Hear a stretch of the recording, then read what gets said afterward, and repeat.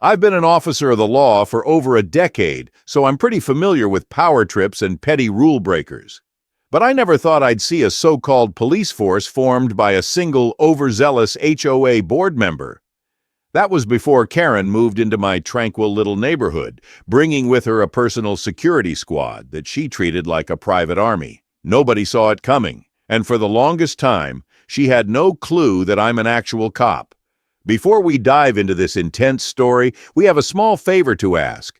Drop a comment below and tell us where you're watching from. It's always incredible to see how far our stories reach. Thank you so much. Now let's dive in. I first got wind that something was off when I noticed bright orange violation tags plastered on my neighbor's doorways. One neighbor, Mrs. Dell, had hung decorative wind chimes on her porch. Apparently, Karen decided noise pollution from wind ornaments was a serious infraction. She threatened fines so high you'd think Mrs. Dell had set up an illegal concert venue. Then there was Mr. Evans, who liked to fix old cars as a hobby. Karen's self-appointed officers barged onto his driveway, demanded he cease unapproved automotive activity, and scolded him for unsightly mechanical contraptions. It wasn't even an official HOA rule, but Karen insisted it was disrupting community aesthetics. All the while, I watched from a distance. I'd come home from my real police shifts, exhausted, sweaty from hours in a patrol car, and see Karen's so-called enforcers skulking around.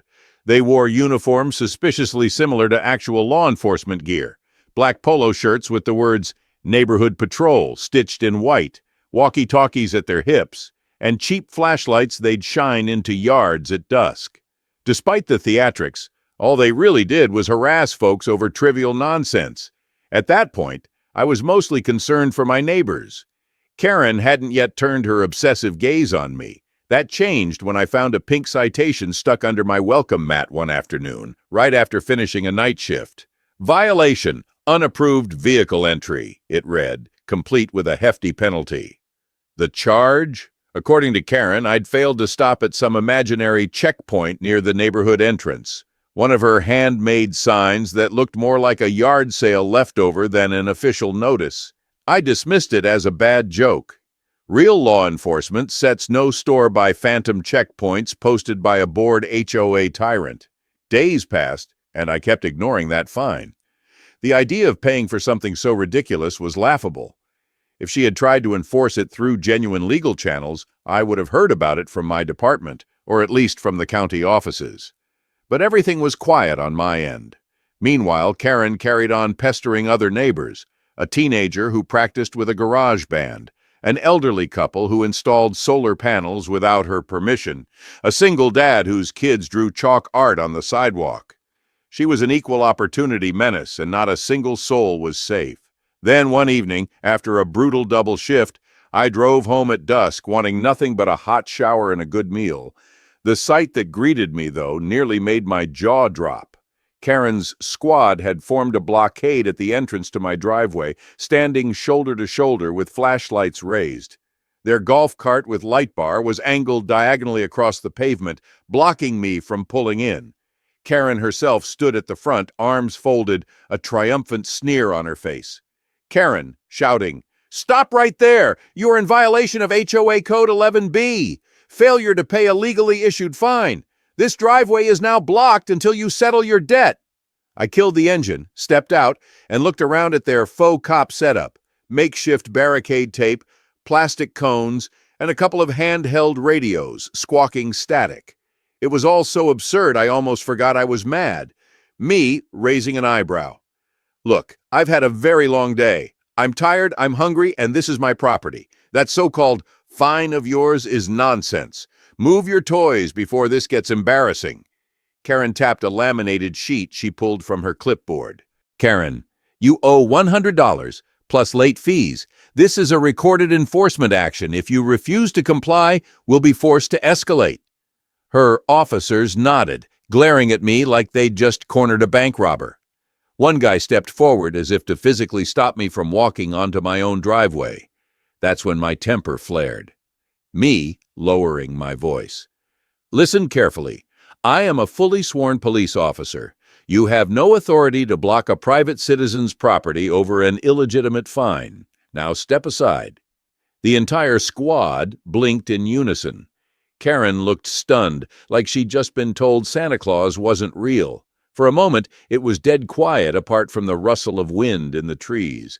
I could see the gears turning behind Karen's eyes. "He's a cop? For real?" Karen, recovering fast. "I don't care if you're the governor. Our neighborhood rules are to be followed. The board gave me full power to enforce—" I cut her off with a sharp gesture, my badge finally in hand. "Me. Your board does not override state or local law. Blocking someone's private property is illegal, so is threatening them with a fake police force. Now, move." A tense standoff followed. Her volunteer enforcers looked to Karen for guidance, but she just stood there bristling, refusing to budge. My heart was pounding. I'm used to real confrontations, but this felt bizarre, almost comedic, if it weren't so infuriating. Finally, one of the men in Karen's group stepped away, clearing a path. The others followed suit in awkward silence, and I was able to pull my car into my driveway. I turned around to address Karen one last time. "Me. Any more harassment, any more phony tickets or attempts to block my property, and I will involve actual law enforcement. Do I make myself clear?" She didn't say a word, just glared with all the venom she could muster. Then she spun on her heel, hopped into the golf cart, and sputtered off with her crew trailing behind. I stood there for a moment, catching my breath, wondering what new stunt she might try next. Because if there's one thing I've learned after years on the force, it's that people like Karen don't go down quietly. They double down. I headed inside, shoulders tense from the confrontation. But a small smile tugged at my lips. The whole neighborhood had suffered under Karen's bizarre reign for too long, and now she'd picked the wrong target. Maybe, just maybe, it was time to bring real order to this place, and show Karen that her flimsy brand of tyranny didn't stand a chance against actual law and justice. I'd hoped my confrontation with Karen that evening would scare her straight, or at least convince her to stand down for a while. No such luck.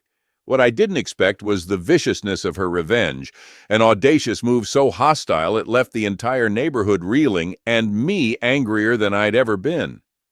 A couple of days passed quietly, with Karen uncharacteristically absent from her usual rounds of enforcement.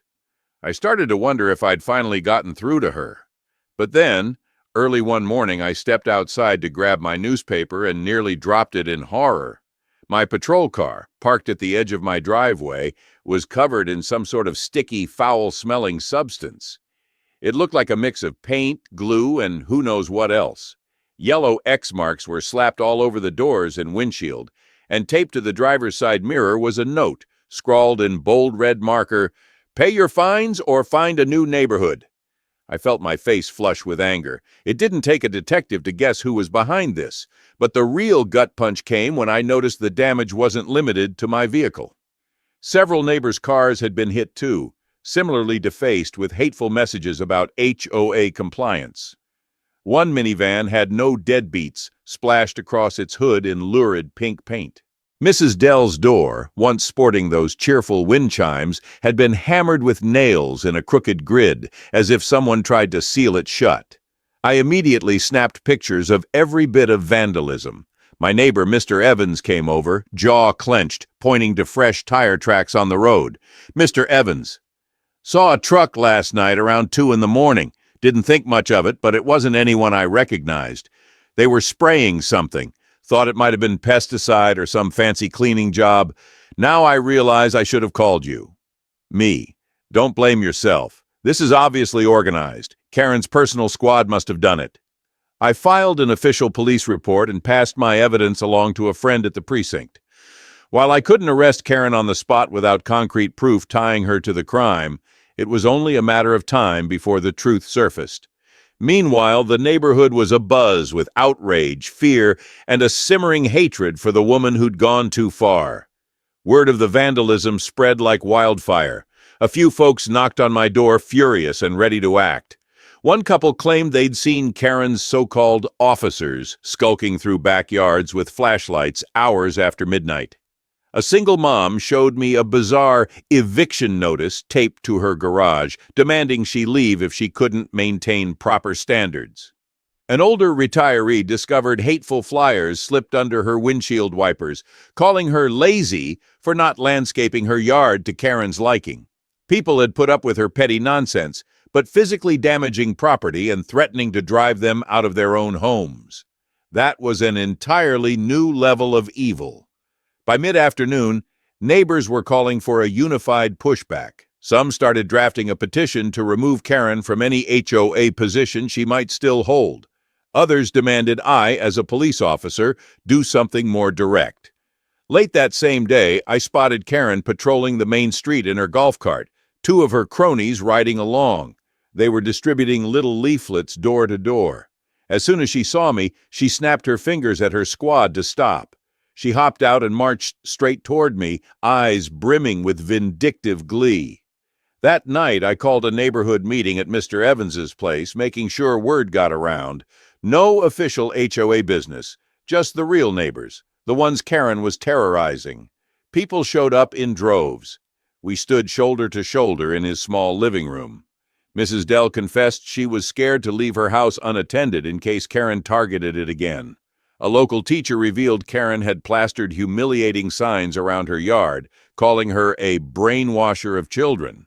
A father of two raged that Karen's patrol had flashed lights in his kids' bedrooms at midnight, claiming night inspection. The stories kept piling up, each more insane than the last. Folks turned to me, hoping I could wave a magic wand and fix it all. But as a cop, I had to follow procedure, evidence, statements, formal charges. Still, hearing their desperation left me angrier than ever. Karen wasn't just being petty or nosy. She was orchestrating a campaign of intimidation.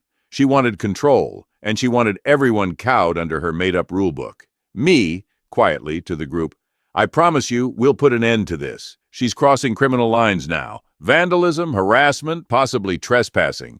Let me gather everything, and we'll take real action. A chorus of relieved murmurs followed, though the tension remained. Everyone knew Karen wouldn't back down unless she was forced. Fortunately, the law was on our side. She just didn't realize it yet. As I left Mr. Evans's house that evening, I passed by the still-stained patrol car in my driveway. The smell from whatever Karen had used was a harsh reminder of how cruel she could be. But I also felt a strange sense of resolve. She'd wanted revenge. Well, now she was about to face real consequences. Karen's private police squad may have given her the illusion of power, but they were no match for the actual rule of law.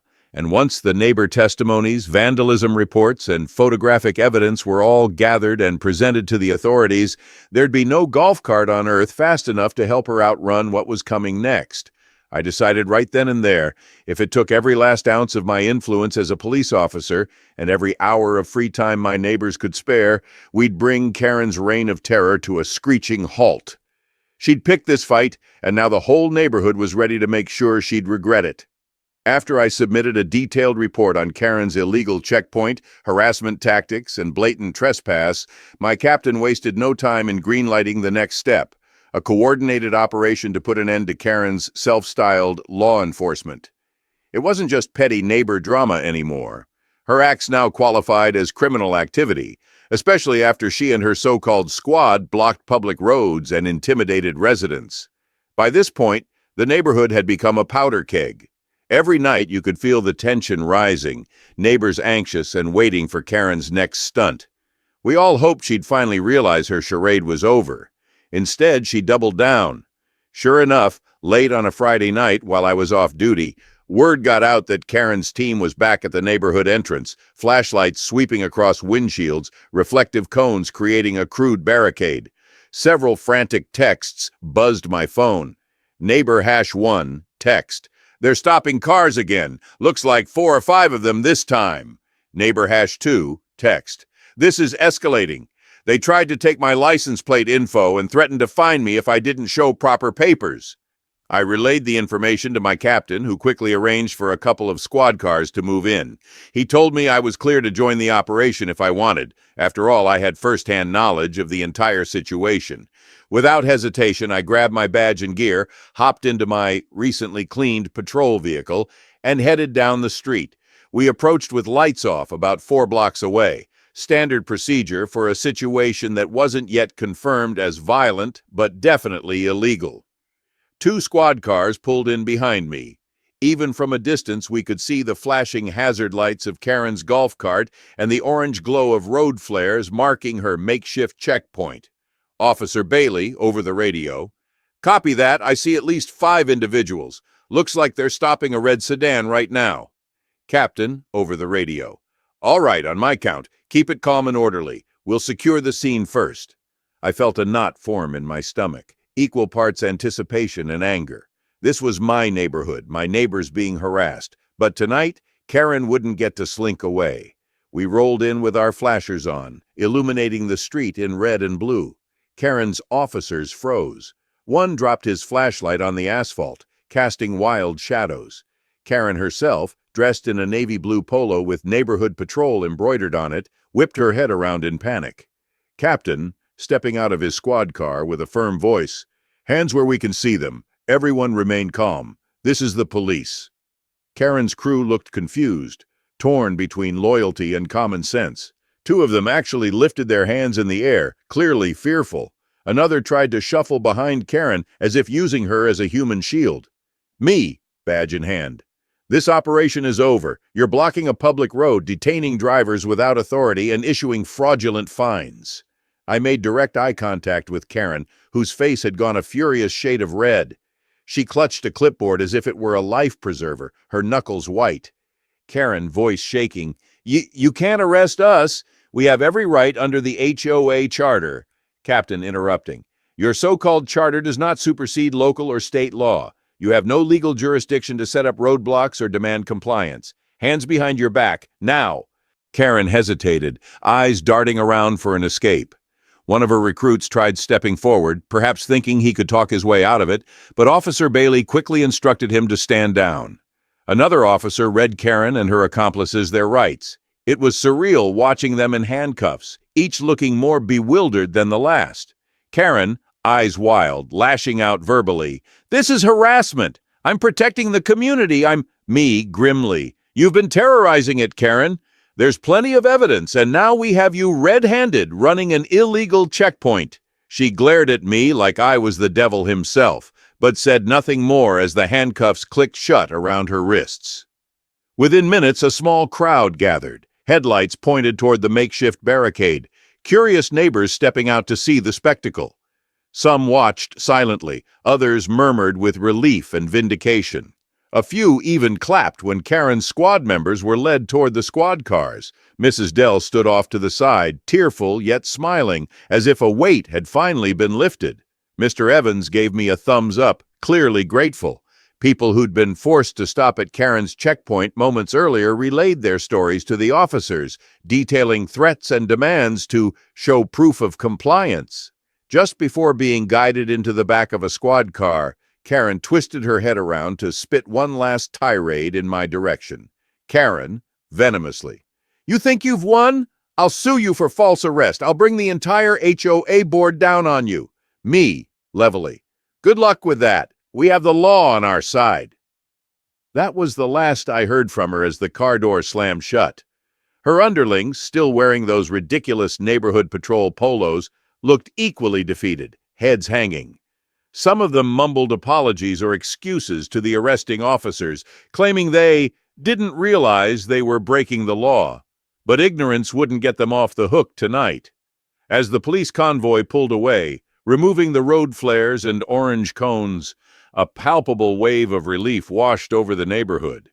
People approached me, offering thanks and sharing stories about Karen's intimidation tactics.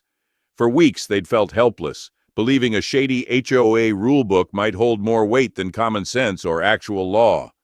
I reassured everyone that the arrests were legitimate, backed by ample evidence of harassment, unlawful detainment, and reckless conduct. In the coming days, they'd likely face multiple charges, enough to dismantle Karen's little empire for good. As the police convoy pulled away, removing the road flares and orange cones, a palpable wave of relief washed over the neighborhood.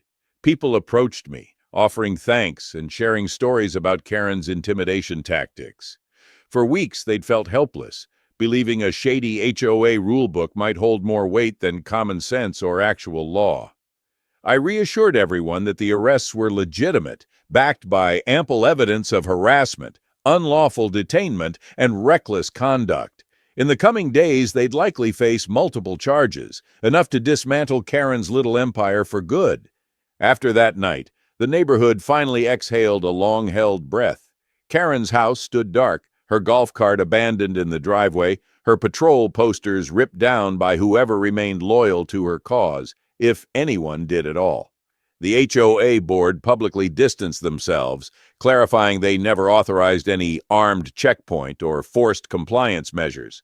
They tried to save face, of course, but I suspected there'd be legal consequences for them, too. For the first time in a while, I came home from a shift and found true peace in the place I'd chosen to live. No more homemade tickets under the door, no more security cronies shining lights into windows, no more fear lingering on every corner. Karen had underestimated this neighborhood, forgetting that real justice isn't a game, and she and her crew learned that lesson the hard way. Thanks for watching. Stay tuned for more. Don't forget to like the video and subscribe for more stories like this.